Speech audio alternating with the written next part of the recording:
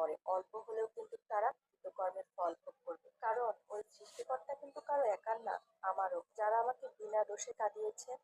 যাদের বাসায় বাচ্চা আছে অথবা যারা কয়েল ব্যবহার করতে চান না বা কয়েলের গন্ধ সহ্য করতে পারেন না, তাদের জন্য একটা টিস্যু পেপার নিয়ে তার উপর পেস্ট দিয়ে তার উপরে কিছু চা পাতা দিয়ে কিছু লবঙ্গ ছিটিয়ে দিয়ে এর ভিতরে এগুলো একটি পাত্রে নিয়ে সরষের তেল দিয়ে তারপর আগুন ধরিয়ে দিবেন, দেখবেন অনেক ঘ্রাণ আসে এবং মশা মাছিও দূর হচ্ছে। যাদের বাসায় বাচ্চা আছে অথবা যারা কয়েল ব্যবহার করতে চান না বা কয়েলের গন্ধ সহ্য করতে পারেন না, তাদের জন্য একটা টিস্যু পেপার নিয়ে তার উপর পেস্ট দিয়ে তার উপরে কিছু চা পাতা দিয়ে কিছু লবঙ্গ ছিটিয়ে দিয়ে এর ভিতরে এগুলো একটি পাত্রে নিয়ে সরষের তেল দিয়ে তারপর আগুন ধরিয়ে দিবেন, দেখবেন অনেক ঘ্রাণ আসে এবং মশা মাছিও দূর হচ্ছে।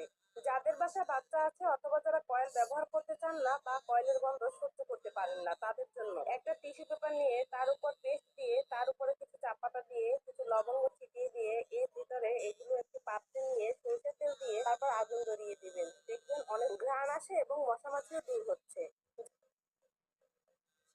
আজকে আমি নিয়েছি একটা বড় সাইজের বাঁধাকপি। বাঁধাকপিটাকে ততক্ষণ গরম জলে ফুটিয়েছিলাম যতক্ষণ না পর্যন্ত বাঁধাকপির পাতাগুলো নরম হয়ে গিয়েছিল। এরপর তেলের মধ্যে দিয়েছি গোটা জিরে, কোচানো কাঁচা লঙ্কা, পেঁয়াজ, গাজর আর মটরশুঁটি। তারপর কিছুটা সেদ্ধ আলুকে ম্যাশ করে দেওয়ার পর দিয়েছিলাম জিরে গুঁড়ো, ধনে গুঁড়ো, চাট মশলা, লঙ্কা গুঁড়ো, হলুদ গুঁড়ো আর নুন। এরপর বাঁধাকপিটা ঠান্ডা হয়ে যাওয়ার পর বাঁধাকপির পাতাগুলোকে একটা একটা করে ছাড়িয়ে নিয়েছিলাম। তারপর পাতার মাঝখানে আলুর পুরটা ভরে পাতাটাকে ভালো করে মুড়ে নেওয়ার পর বেসনের গোলায় ডুবিয়ে ভেজে নিয়েছি। তো তৈরি হয়ে গেছে বাঁধাকপির রোল, যেটা খেতে কিন্তু দারুণ হয়েছিল।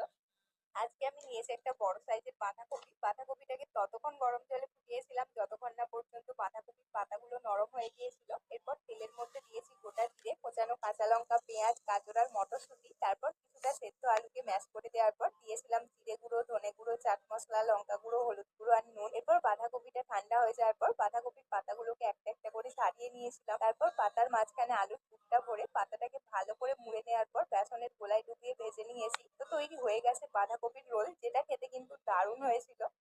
আজকে আমি নিয়েছি একটা বড় সাইজের বাঁধাকপি। বাঁধাকপিটাকে ততক্ষণ গরম জলে ফুটিয়েছিলাম যতক্ষণ না পর্যন্ত বাঁধাকপির পাতাগুলো নরম হয়ে গিয়েছিল। এরপর তেলের মধ্যে দিয়েছি গোটা জিরে, কোচানো কাঁচা লঙ্কা, পেঁয়াজ, গাজর আর মটরশুঁটি। তারপর কিছুটা সেদ্ধ আলুকে ম্যাশ করে দেওয়ার পর দিয়েছিলাম জিরে গুঁড়ো, ধনে গুঁড়ো, চাট মশলা, লঙ্কা গুঁড়ো, হলুদ গুঁড়ো আর নুন। এরপর বাঁধাকপিটা ঠান্ডা হয়ে যাওয়ার পর বাঁধাকপির পাতাগুলোকে একটা একটা করে ছাড়িয়ে নিয়েছিলাম। তারপর পাতার মাঝখানে আলুর পুরটা ভরে পাতাটাকে ভালো করে মুড়ে নেওয়ার পর বেসনের গোলায় ডুবিয়ে ভেজে নিয়েছি। তো তৈরি হয়ে গেছে বাঁধাকপির রোল, যেটা খেতে কিন্তু দারুণ হয়েছিল।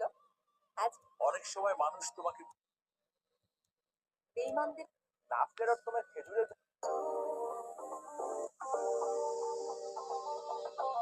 ফর্সা হওয়ার জন্য আপনাকে আর পার্লারে যেতে হবে না, না লাগবে